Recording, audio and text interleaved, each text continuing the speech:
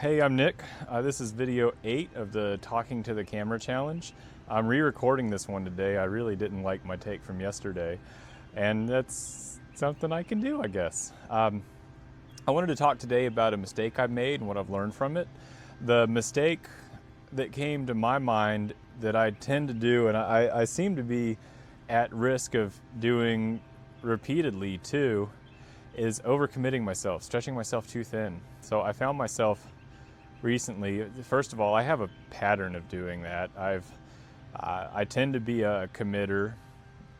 I tend to over-involve myself in things, and sometimes it works out really well and it can be a strength, and sometimes it can be a liability. So, you know, with the military, I had to get it out of my system, so I joined the Army and I went through the whole thing and ultimately did a deployment overseas with them too.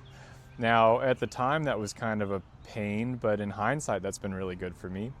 Likewise, nursing. Getting into nursing, I had been in construction work, I was in the service, all of that.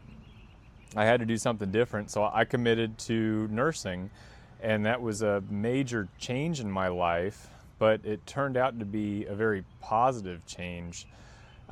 When it's been detrimental, most recently, I just finished up grad school in December. And over the course of grad school, I worked full time, I did grad school, I've been involved with church. I've got a 5-year-old, so I spend a lot of time with her as well. I have a lot on my plate, and I was also involved with our local professional organization, pretty heavily involved. I was the chapter president. And it just ended up being a lot of things on my plate. I got to a point where I was stretched too thin and I couldn't hack it. I ended up having to take a semester off school. And my mental state was awful. My depression, anxiety, I kind of deal with anyways. And as a surprise to no one, they flared when I was so stressed out.